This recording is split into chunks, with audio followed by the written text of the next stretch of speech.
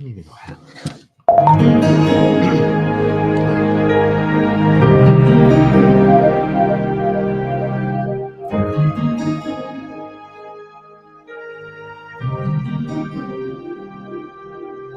When I think back on these times and the dreams we left behind, I was glad 'cause I was blessed to get to have you in my life.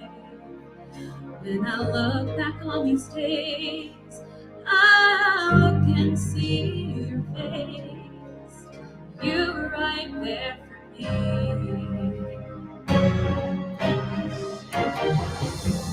In my dreams, I'll always see you soar above the sky.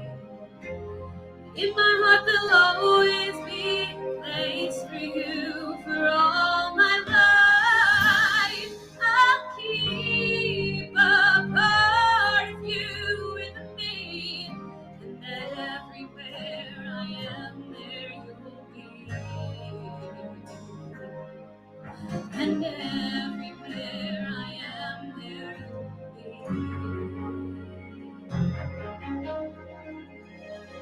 Well, you showed me how it feels to feel the sky within my reach, and I always will remember all the strength you gave to me. Your love made me make it through. Oh, I owe so much to you. You're right there for me.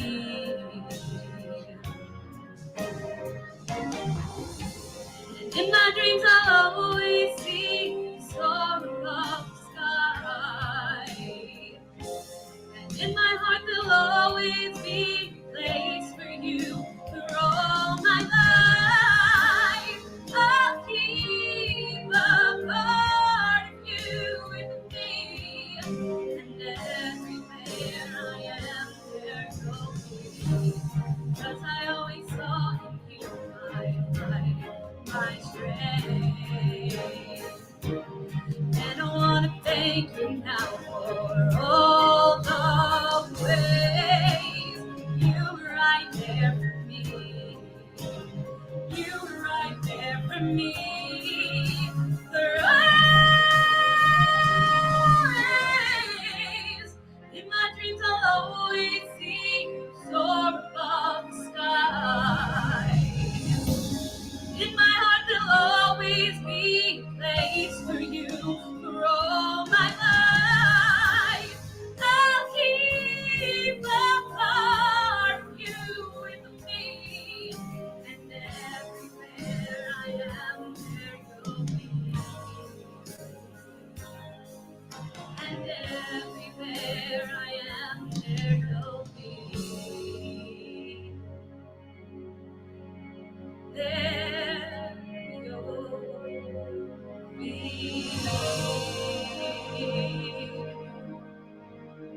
Woo! Wow. Tonight's September 11th tribute episode is brought to you by Barasch and McGarry, lawyers for the 9/11 community. And welcome to Laughter Saves Lives live here on Strong Island Television at Paradise Studios for our special 9/11 tribute show, Yes. co-hosted by the lovely Rich Walker and Christina Marie LaRocchia. Hello. You know what makes that song so powerful, and why I wanted Christina to sing it, because she knew my guys that were lost on 9/11. So when she's singing that song, hey Patrick, when she's singing that song, I know that that's part of what's inside her, and that's why it was important for Christina to sing it for me. And I gave her a lot of preparation, like yesterday. Yeah. Hey, because A lot of tips. no tips. You can sing. You know, So but much feeling. Richie, it's every year. I don't know what to do with myself for 9/11, and and I said to you, I don't know if you're going to co-host. Would you come down and support? And you showed up, and I thank you. And Pat Marone is here to support, and Frankie's going to be on. And that was very nice of you guys to come down. Today we had a nice day at the firehouse. I went into the department ceremony at Hazmat 1 FDNY, and basically it's a very simple, solemn ceremony. The officer may say a few words, and then there's 6 moments of silence throughout from 8:46 till 10:30. When the buildings went by the plane, when the buildings came down, when the Pentagon was hit, and when the plane went down in Shanksville, Pennsylvania. So it's more of lining up, and the dispatcher will just boop, 8:46, time to play. It's very, very, but it's nice to be around the guys I haven't seen in years. And we took a few pictures. Bobby, can you just run those pictures, and I'll talk about them a little bit. This is my favorite picture today. Hold that picture. This is my best friend who I lost on 9/11. His picture is always on our desk, right, Richie? Tommy Gardner. This is his wife and his daughter. His son couldn't make it.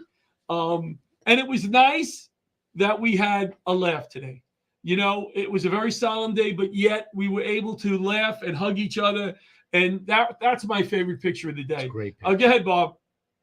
There's Christina Marie. Christina Marie. My other daughter. My other daughter who can't say. No, she can say. She can say a little bit. Olivia joined me.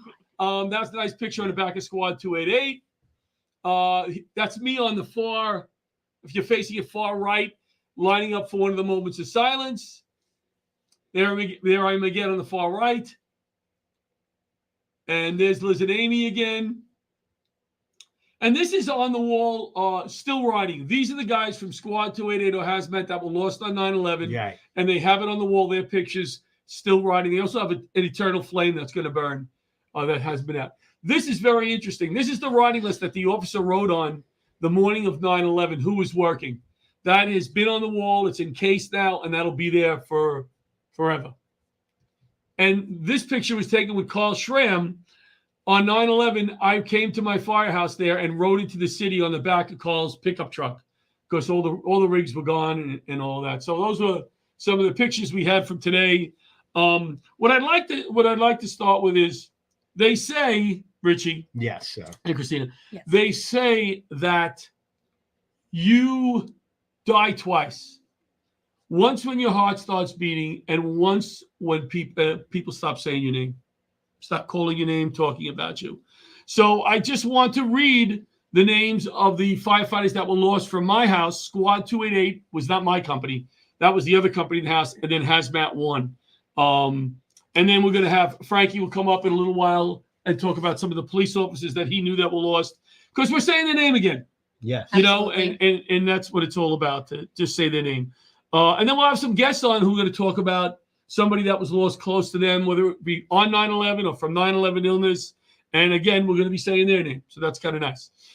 Squad 288, Lieutenant Ronald Kerwin, Firefighter Peter Brennan, Lieutenant Ronnie Geese, Firefighter Joseph Hunter, Firefighter John Ielpi, Firefighter Adam Rand, Firefighter Brian Sweeney, and Firefighter Timothy Welty.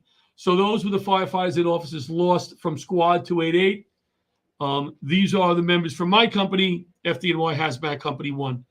Chief John Jack Fanning, Captain Patrick J. Waters, Captain Thomas Moody, Lieutenant John Crishy, Firefighter Kevin Smith, Firefighter John Giordano, Firefighter Thomas Gardner, Firefighter Martin N. DeMeo, Firefighter Jonathan R. Holman, Firefighter Dennis Carey, and Firefighter Dennis Scalzo.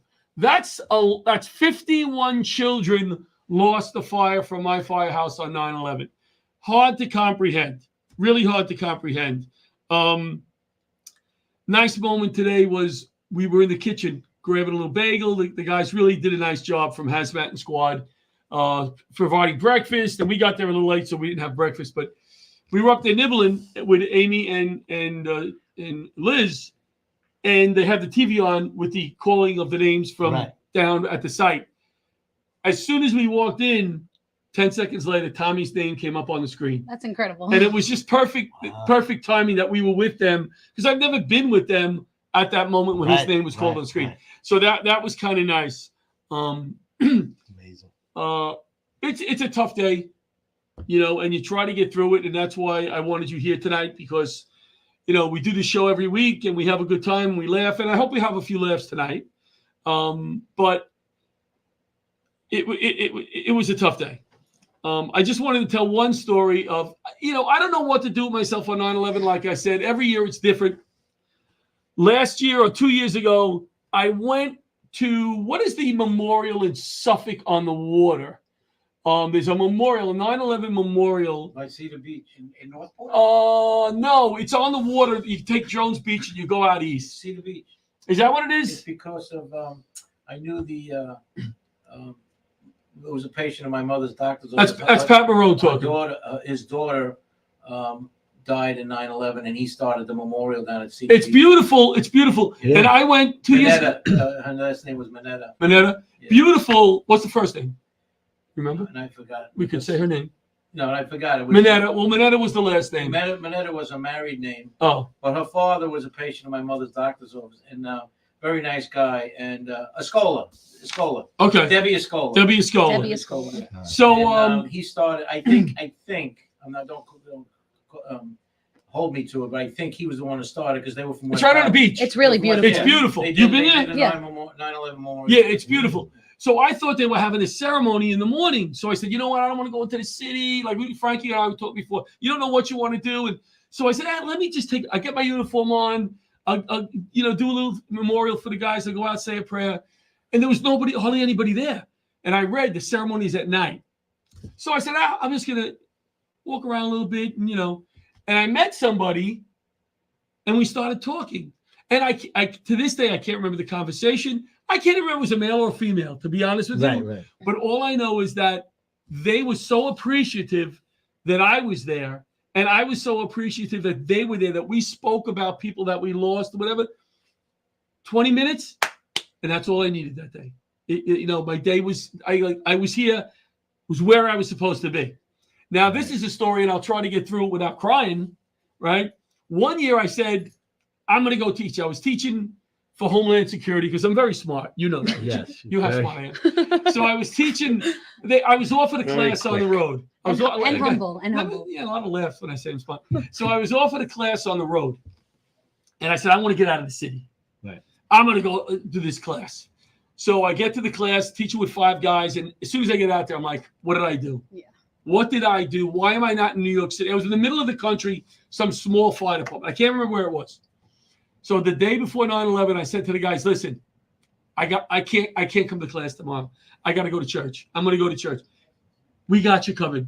We got you covered, brother. Whatever you need, we got you. Right. So one of the guys from that local small department drove me to church. I sat in church about a half hour, said a few prayers. I go, you know what? I'm good. Called the guy, said, pick me up. I'm going to come back to class. I pull up to the firehouse. I'm in the middle of nowhere, little fire department. They are in their dress blues. Oh. They got dressed. See, I can't get through something. They got dressed in their dress blues and lined up in front of the firehouse because they had a 9/11 firefighter there, and they wanted to show the respect. Wow. And I was like, you know what? I'm in the right place. I'm in the right place. Meant to You be. know, That's so beautiful. yeah. But every year I go through kookiness. You can't get first class in an airline, but you can get, respect. Absolutely. Yes. No, I can't get first class. So we're not breaking. We're not having any commercials today. Richie's just going to step out for a second. Hey, John, before you bring Frank in, I found a very interesting picture. Bobby's going to put it up, and maybe you can tell us who the guys are. These are some of your guys that are on their way to the towers. Oh, this is Squad 288. This is not Hazmat. This is Squad 288. I read the names. I think on the left, that looks like John ILP. His head is up.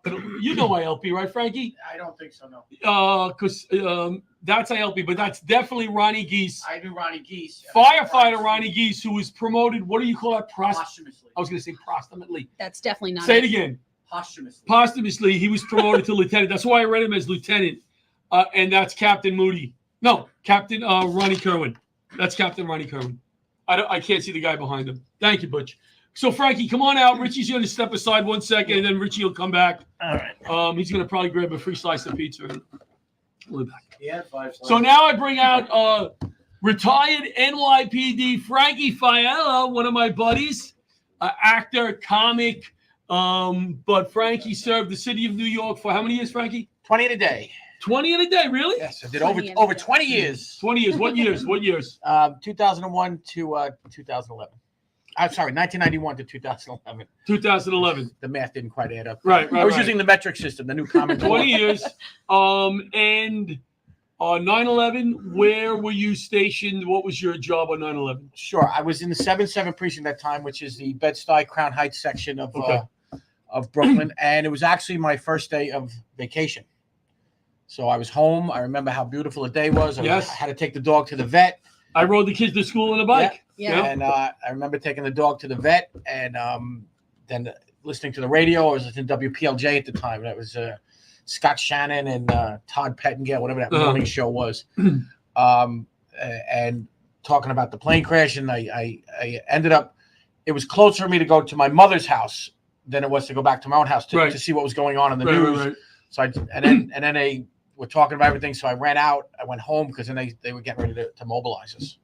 Did they? I never asked you this, and I know FDNY. It's the first time in the history of the FDNY they had a total. I think they called it a total recall. Everybody was told to come into work, which makes sense. NYPD is a huge department. Yeah. How much bigger than the FD? 40,000? Well, depending Roughly? on what year. Yeah, but I mean, there's probably 35,000. Yeah, and the FDNY is like around 10. Yeah. So it's probably three and a half times Did bigger. you have a total recall? I don't think they had a total recall because I know there are 2 times when you don't have to be mobilized when they call you in. It's when you're on vacation and when you're out sick. Right, when you're out sick, definitely. So, right. and I guess they can't if you're out of the country or out of the state, they're not necessarily going to be able to mobilize you on vacation. But they called. They said they were mobilizing everybody. They said you don't have to come in. I said I'm on my way. And then unfortunately, because I don't want to use the word chaos, because everybody was still trying to figure out. They didn't really know what to do with us. No. So they brought us in. Then they had us. They would talk about that we were going to relieve people on the pile, and then they had us. They brought us into the detention center. The Brooklyn detention center was empty at the time, and they mobilized you there. Well, they were going to have us sleep there, and they have us. It was really weird because they said, "All right, lay down, get some sleep. We're going to call you."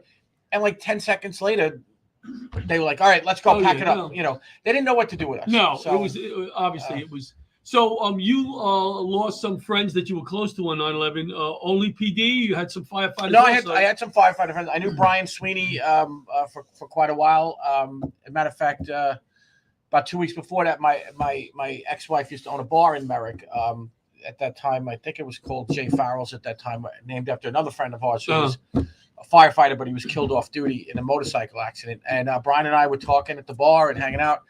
I knew Ronnie Geese because I was a volunteer fireman in North Merrick. He was a fireman in the Merrick. So, and his 2 sons now, I think, are on the job, aren't they? They are on the job, and I think they became chiefs of the Merrick Fire Department as well. Wow. So they aspired a lot to make their dad proud. Yeah.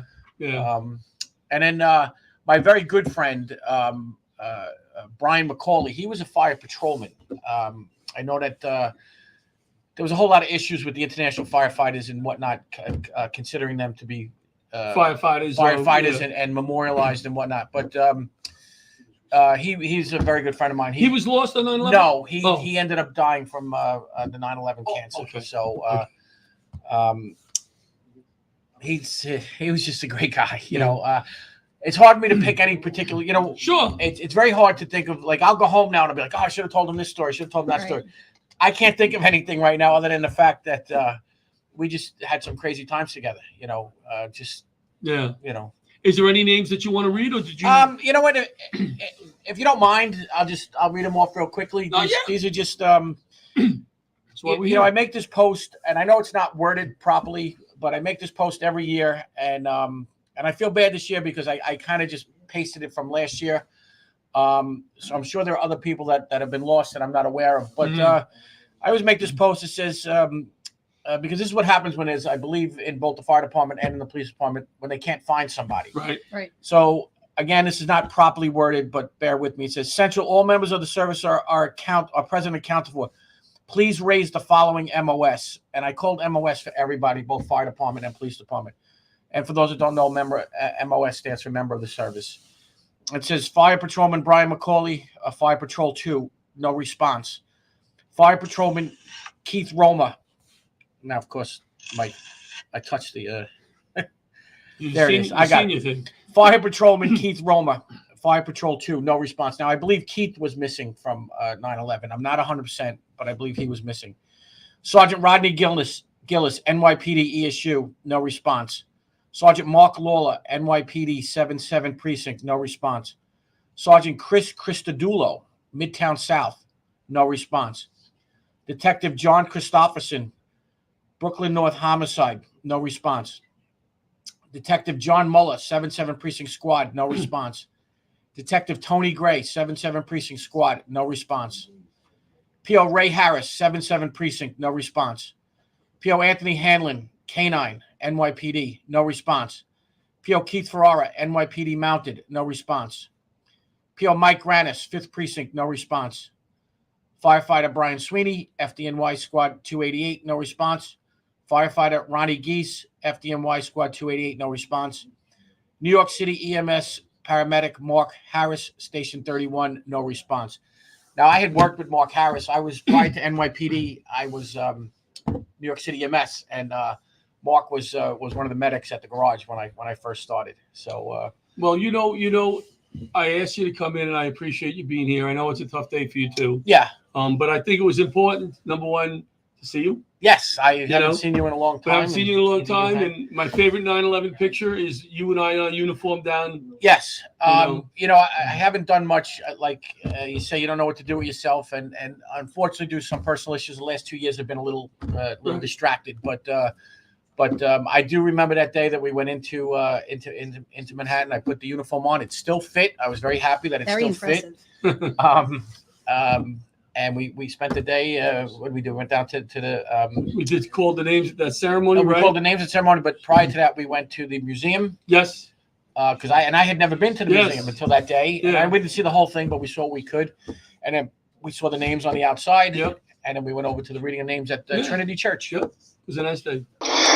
Before hey Frank, before you step off, I actually have a question for you. I heard a couple of the guys that you talked about were detectives, and Yes. you would think patrol officers, guys in uniform, those are the guys that are going to go up into the building. Now, detectives, were these guys just in the area? No, these guys. I don't know exactly what they did. These guys would have been probably at the Staten Island landfill looking for evidence. They were probably doing investigative work. They did not die that day.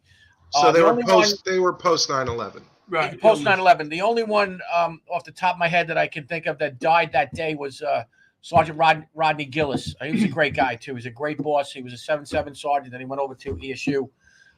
He was a great guy. They're all great guys.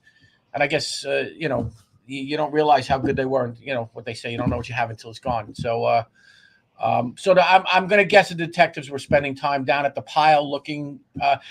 Again, they sent everybody to the pile to dig. So, Right. Everybody had a job to do. Thank you, Frankie. All right. Thanks, Frankie. Thank you. Do we have Solano in the waiting room? Oh, see, I got to stay for John. Do we have Solano there? John is there. He is. There's our buddy.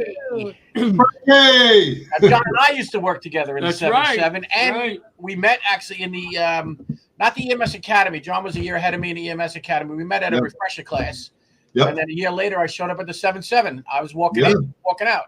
Well, John is in outside of Dallas, Texas now. That's where he lives. For how many years, John? oh, been here almost 15 years. John's retired NYPD, moved out there, and he's doing phenomenal work for veterans and responders. He actually did a 9/11 show on his radio. What do you call your show? Podcast, radio show? Yeah, talk show, radio show, whatever you want. I don't know what the kids are calling it these days. Who knows? Yeah. It's called the 99% Radio Network. Tell your wife not to go anywhere. We need her. Tell her not to go anywhere. Stay close. So John was nice enough to let me call my names of my guys on his show today, and I thank you for that. Oh, you're welcome. And we came out there recently and we did some comedy shows and raised money for the Dallas Stair Climb, which was last weekend. Yep, So that was amazing. We were kind of one of the sponsors of that, and John organized that for us. But tonight we wanted to, we said we wanted to call names or speak about some people. John's wife, Tara, hello there. She lost somebody close to her on 9/11. And who would that be? He's my cousin, Gerard Duffy. Can you get her closer to the mic, John? Yep, come on. Where are you? Yeah. Sit on his lap. It's a solemn show. Don't sit on his lap. Now, Gerard Duffy was a firefighter in Engine 34 or the ladder? No, he was in ladder 21. He was in ladder 21, which was in my battalion. So the way it works is the companies in your battalion, sometimes you switch firehouses and you may work with some of these guys. So I actually worked with Duffy a few times. Not that I'm going to say I was friendly with him, but he always seemed like a nice gentleman, nice guy. So tell us a little bit about him. He was awesome. We saw him several times a year at my grandmother's for holidays, Easter, Father's Day, picnics, Christmas, everything. We were there together. And he loved being a firefighter. He loved it. Yeah. They called him LL Cool Duff. Yeah. He had the mustache, right? Didn't he have the mustache? Yeah. Picture? Come on, what firefighter didn't have a mustache? Me. He looked like a firefighter. Like I said, what firefighter didn't have a mustache? Watching you. How about a time at a party or something? Can you give us a time? What kind of character was he? What was his personality? Very, very comedic. He was a smart ass.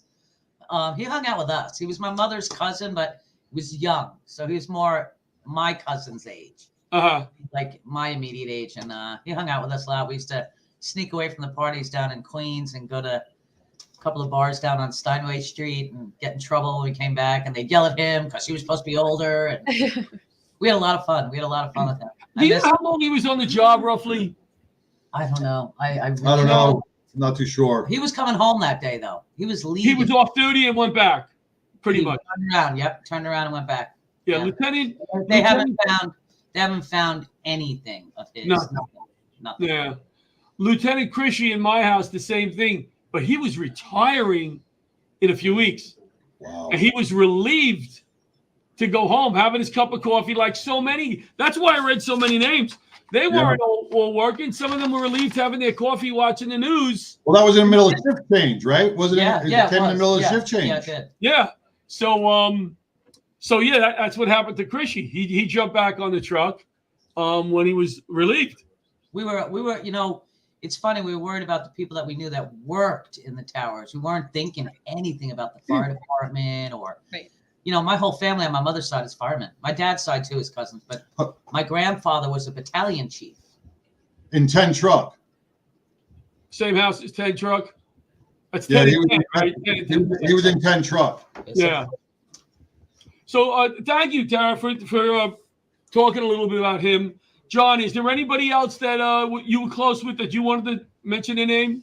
Me and Frankie knew a lot of the same guys from the 7-7 precinct. I partnered up. He mentioned Tony Gray, wonderful guy, wonderful detective. He died post 9/11 from some cancers. But I had a lot of mentors. I was in the volunteer fire department in Farmingdale, and we responded that day. But like Frankie, we had a lot of mentors and a lot of good friends who we met through the fire academy. In rescue training, Pete Langone, what an amazing guy. He was in, I think it was Lakeview Fire Department. There's a lot. George Howard.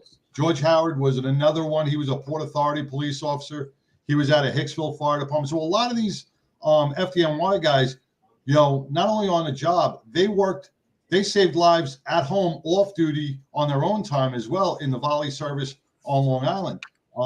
We had the honor of having the chief of the department, Pete Gansey. He was a member of our fire department in Farmingdale for a long time.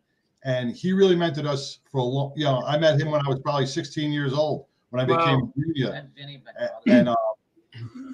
Vinnie Dunn, that's her cousin as well, Vinnie Dunn. Though he didn't pass away, but a lot of really good a lot of firemen and cops in my family, a lot. Vinnie Dunn, very well respected chief. Yeah, Vinny's a good guy. Vinny's a really, really good guy. He was a deputy chief in, I think he was the deputy in Division 3, and I was detailed up to drive him one night. And, I'm sitting in the office, I'm the firefighter, he's the chief, and I'm answering the phones, and he goes, Johnny, go inside, watch TV, I got it. So he didn't even do anything that night, just, I think he's finishing his 110th book. Yeah. I think he's just finishing his 110th book, What he does, the right book. Yeah. Was a high rescue, right? Ton of books. Mention your show and you want to mention, thank you, Tara. You want to mention the bridge? Oh, the bridge walk? Yeah. Well, with all this stuff that's happening in 9/11, a lot of people are feeling mental stress.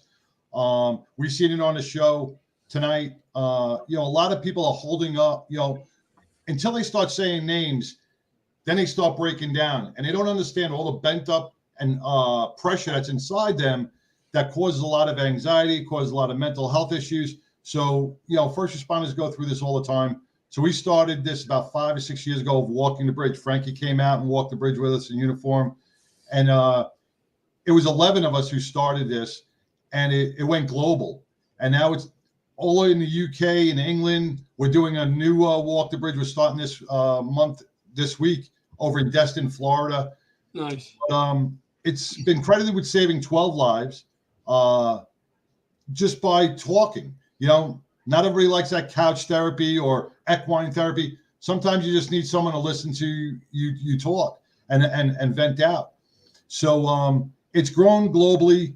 And now what they're doing this week is Karen Solomon from First Help reached out a couple of years ago. She wanted to put a memorial there for those who took their own life, to remember them how they lived and not in the manner they died. Right. Nice. No other state in the nation would accept it. Myself and Brian Wilburn took it to Senator Hall and John Vick, who brought it to Greg Abbott, and Greg Abbott turned around and said, I want that memorial here. Nice. And now 5 years later, it's come to fruition, and they put the memorial in today. They're going to unveil it on September 21st. Very nice. Memorial Park.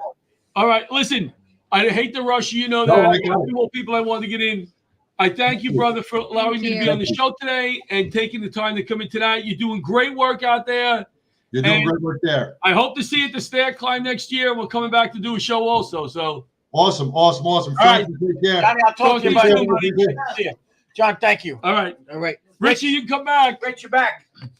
All right. So do we have Lisa or Jim in the waiting room there, Butch? Lisa, let's bring Lisa. Hey, Lisa. Hey. Hi, Johnny boy. So Lisa Verdi, she is a childhood friend of my sister, but we were friendly. But she used to come to my house. Anything you remember about coming to the LaRocchia house that stands out? I would love to come to your house all the time because I knew I would laugh. Yeah. It was always a riot going to the house between your grandmother, Christina. She was funny. I knew Johnny would be there, and lunchtime would be a hoot. It really was. Well, good. I'm glad you have such memories of the LaRocchia house. Yeah. See, I was funny once. The contrary. I was funny once.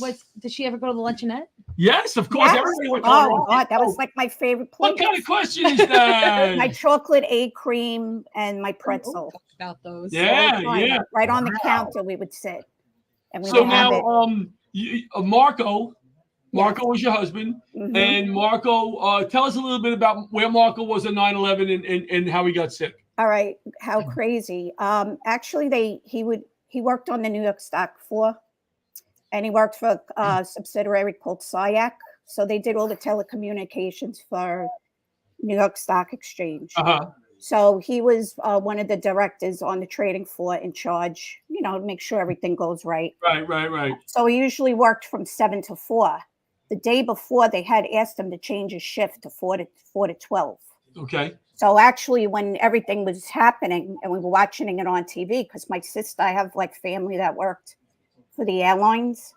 So my sister called to say this wasn't put the TV on. World Trade was hit by a plane. Right. So she said, don't listen to, the TV or the news. It is not pilot error. This is definitely terrorism. Right. So as we were looking, all of a sudden we saw the second plane hit, and then it was like, and he had the Nextel. So his bosses were calling him, "Don't come in. You're not going to be able to get into the city at all." Right, right. So he had to stand by, and it was just a crazy day. I ran up to St. Margaret's to get the kids. They were in school. You know, it was just chaos. You know, like. So did he ever go? When did he go down there, Mark? The next morning, he had to go in the next morning. So him and his friend Sal had to get like, I guess there's like a certain point they put them at by the bridge. Right. So he had to like cross over. They had to walk over the bridge, and he said Right. he walked in a big cloud. He just like walked through it. And then there was another point area where the cops had to get them. He had to show his badge, and then they took him to the exchange. So how many days did he walk in through that cloud? Every day since. Every day he had to walk into work. He went down that way. Yep. Okay, so now this is how Marco got sick. Yeah. So through the years, he had his colon removed, but he did have ulcerative colitis. But because of the toxins, the colon was destroyed. But we didn't know that at the time. Right. 3 months after, he started with a cough, a very bad cough. He would always spit up, and it seemed like it was seasonal too. So they told him it was like COPD because they didn't know how to diagnose him. And at first, they didn't want to put him, I guess, sign him up, you know, like everybody was signed up who worked down there. Because he wasn't there the day of, they didn't want to sign him up. Mm-hmm. So that was like a big deal. Yeah. So through the years, he was getting like kidney stones and all different issues. And then finally, I think it was 2019 after my mother-in-law passed, he didn't feel good. He was getting like these weird fevers out of nowhere, and he was getting short of breath. And that was odd because he would walk from the M train straight to my house, like where your block is, John, where your dad lives. And he was always in good shape. He always took care of himself. So he was, all of a sudden, he's like, I'm having trouble breathing. I can't catch my breath. And then he said he didn't feel good. So I said, well, we got to go to the doctor, see what's going on. So we went to the cardiologist. We thought he had blockage, and they noticed that his heart muscle wasn't pumping. So that went on a whole year. They thought it was, I don't know, something with the veins, with the heart, and they really didn't know what it was at the moment. And then the following October, he was diagnosed with multiple myeloma with cardiac amyloid. Now that initially wasn't. They initially did not say that was from the, because the reason I wanted Lisa to come on, Richie, is there are so many people out there with a story similar to Lisa's. Right. And obviously the firemen, the cops should be respected. They were lost on 9/11. They got sick after 9/11. But we also have all these other people that work down there, that live down there, whatever, they got sick, like Marco. Right. And I think their story, needs to be told, and there needs to be a little bit of a spotlight shined. Now, ultimately, did Michael Barasch help you at all? I wanted to try to get him. I think it was Billy Kelly in the beginning, but then my brother-in-law helped me. He knew a few lawyers, so I went through that. Good. Yeah, good. So we had it. We did all that because he didn't really think it was anything related in the beginning. Right. We thought, and then then we found out it was. So I kind of knew it was. Yeah. Now I don't mean to rush you, but I wanted to get to what kind of person was Marco. What kind of sense of humor did he have? We were like the yin and the yang. Miss Chatty Cathy and, bubbly. And he was very laid back, quiet, shy, very humble. Yeah. Never said a bad word about anybody. I'm the opposite. We were just so opposite. What do you mean you're the opposite? You badmouth everybody. I badmouth everybody. What she said about you before this started. What did you say about me when you said you were going to be on John's show? That idiot wants to put me on TV. But we were one. We were really inseparable. I liked him since 5th grade when I met him around the corner, because he lived around the corner and he went to 87. 119. She's talking Middle Village talk here, Richie. Yeah, and I went to St. Margaret's. So when I was in this 87, had a summer school where all the kids in the neighborhood would go to, the public schools would be open for the kids to get off the street. Yeah. And I remember seeing him, and his name was Marco. Who ever heard that name? It was a weird name, and he had long hair. And I had this like major crush. I used to stalk him. He didn't even know I liked him. So I think I was around 17. I finally got to meet him through my cousin. And then we were like, from that day on, our first date was at Jones Beach. And then we were inseparable ever since. Look at Nice. that. Yeah. Nice. So we were together 41 years. Wow. Beautiful How many story. children? 3. 3. And how are the children doing? You know, they kind of Just ignore recent. it a little bit. When did you lose Marco? In 21, January 21? 31st, Okay. 21. Yeah, it's pretty recent. Yeah. You have a question for Lisa? Because I know you've been sitting here, and Rich and I, mostly me. It's like a normal week, though, right? I'm talking, That's and Rich it. is not And saying I'll anything. go. So you're from Brooklyn? No, I'm from Queens, but my Middle family's Oh, that's family's right. from Did you hear? Brooklyn. Yeah, no. No, he's just saying because No, of the I way meant you when talk. she was Hey, there. she sounds like you're No, because they always talk. New Yorkers talking street numbers and Yeah. churches. That's true. Like what church That's and funny. what street. Listen, my whole family likes from Brooklyn, so I'm really kind of like a Brooklyn person. Yeah. Oh, you're It runs in definitely. the Well, I blood. had the Bronx. My father was Bronx. My mother was Brooklyn. So people are like, where's that accent from? Yeah. I don't even notice it. Well, thank you for talking about Marco tonight. Oh, you're welcome. That was what the night was about. I wanted you to come on, say his name, a little bit about him, and tell us the time he made you laugh or whatever. But it sounds like you were the character in the relationship. Yeah, pretty much. I also think it's important for people to still hear that, like, you didn't lose him that long ago, and No. and these 9/11 related illnesses are still having a really big impact Yeah. to this day. Well, we just lost an FDNY EMS worker from 9/11. I think it was cancer this week. He got on the job, I think, the year before 9/11, and I just saw a post because I get all that he died this week. Yeah, I think we have now lost more people Oh, due to definitely. 9/11 related illnesses Yes. than we did on the day. That's I just right. wanted Yes, it to be known because those guys on that trading floor work day in and day out, and they Yeah. got that trading floor up in 6 days. Yeah. Because the See, economy. I played. Thank you. So Ann. that's really like I never let those guys like I always post it on my Facebook because I want them to be known. Yes. What they Say the did down name. there. Yes, those now nobody would think about that, but it was important to get that. I played a pickleball with a guy the other day. That's why I look so great. I play a lot of pickleball, by the way. I played pickleball with this guy, and he did a similar job to your husband. He may know him, I don't know, but They he might. said he had to go into work the next day because the president wanted that Yes. up and running as soon as Absolutely. possible. Yeah. Yep. He's right. John, just so you know, Jimmy is pulled over and ready to go. Great. Oh, good. All right, Lisa. Thank you, you. thank Thanks, you, guys. babe. Thanks, Thank John. you. Hi, Lisa. Thank you. Great seeing you. I'll tell my sister she said hello. So that was Lisa Verdi from Middle Village. Yes, Queens. Hung out in LaRocchia's luncheonette a lot, Richie. Wow. Yeah, egg creams and right. You've missed a whole generation of fun in that It's not my luncheonette. fault. Fun. Is there anything that you wanted to say quickly? Because I know you're supposed to be co-hosting. Yeah, I mean, I was gonna wait until the end. All right, let's bring out Jim and then Wow, we'll he leave. moved on quick. We'll leave. Okay. Right off, huh? Just cut me right off. Hey, Hey guys, how are you? Listening.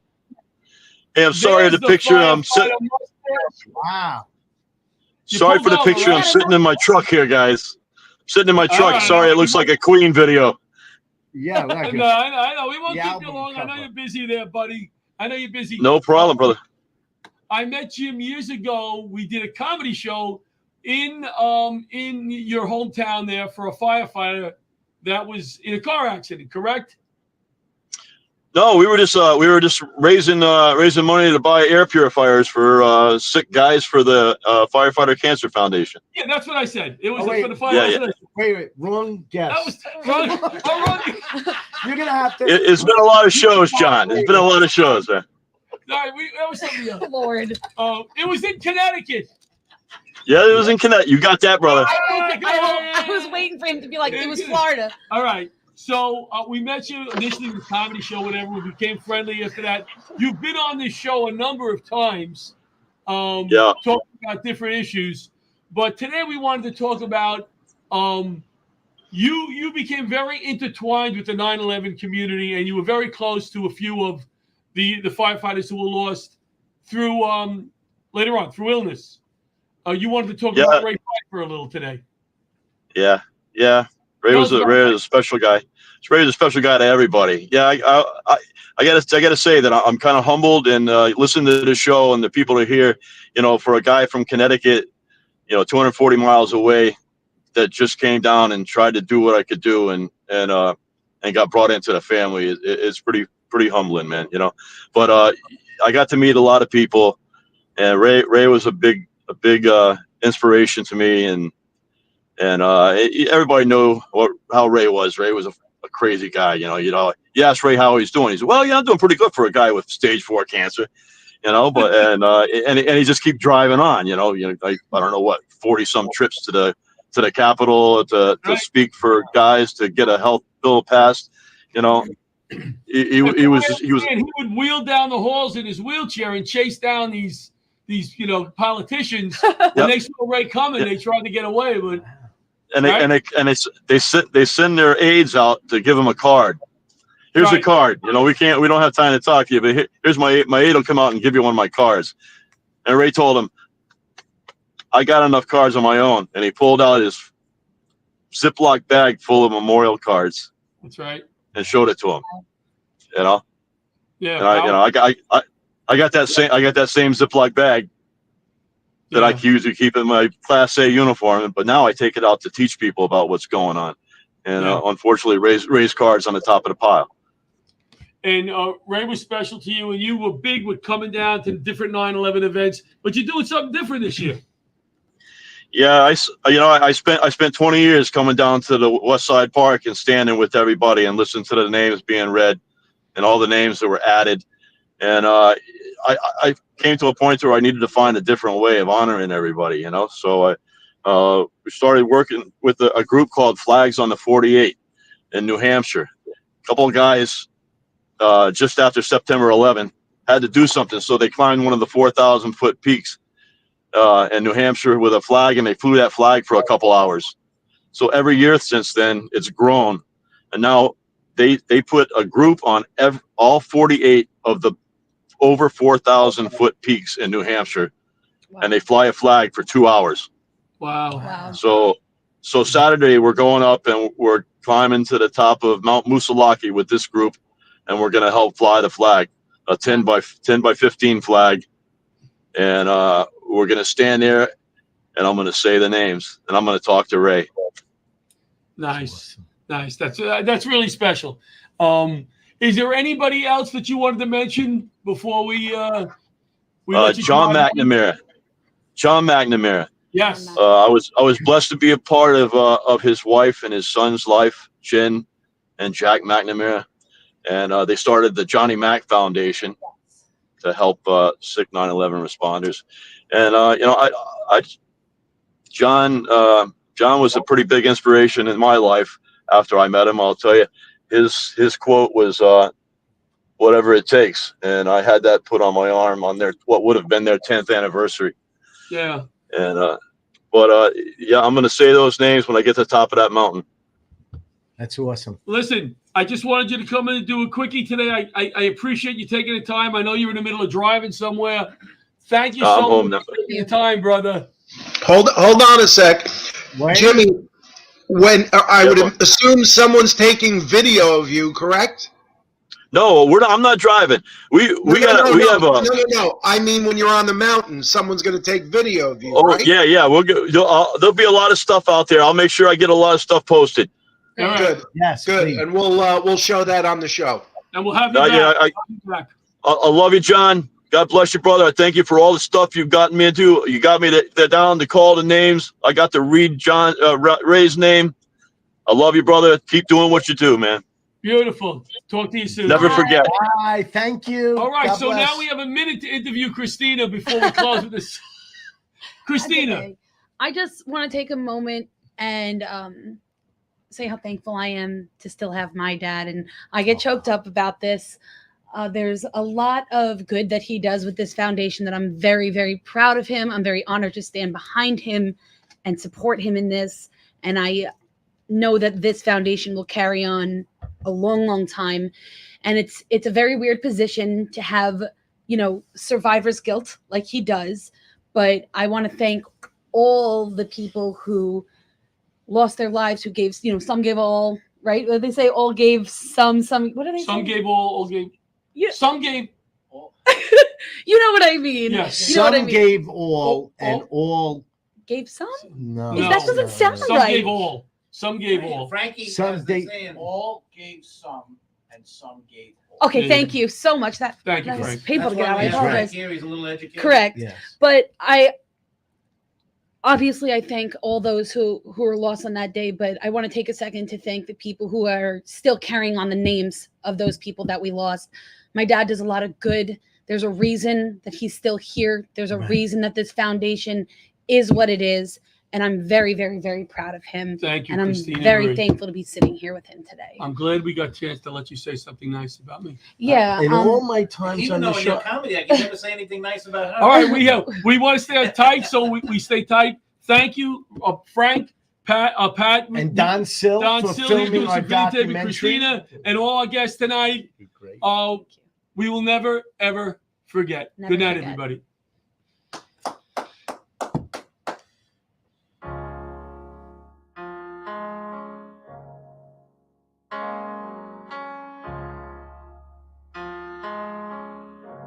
Spend all my time waiting for another day, for a day that will make it okay. There must be a reason, but I don't understand why I'm here and you were taken away. No way of knowing. You didn't stand a chance. One's mind cannot fathom such hate. If you can hear me, I want you to know I would gladly have taken your place in the arms of the angels, far away from here. In your peaceful surrender, you stood tall in the face of fear. I will never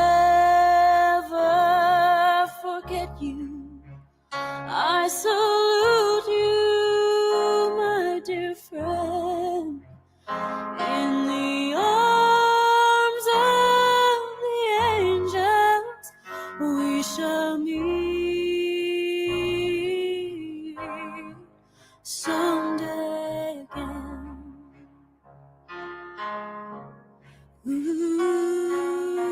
Ooh. The day's long been over, but my anger rages on. Images seep from my veins. The world keeps on turning, but it's not like before.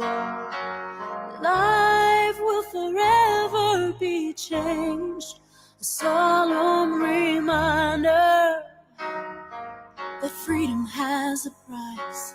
Makes it easier to believe. This sheer madness, this immeasurable sadness that brings me to my knees in the arms of the angels, far away from here. In your peaceful surrender, you stood tall in the face of fear. I will never forget you. I salute you, my dear friend. In the arms of the angels, we shall meet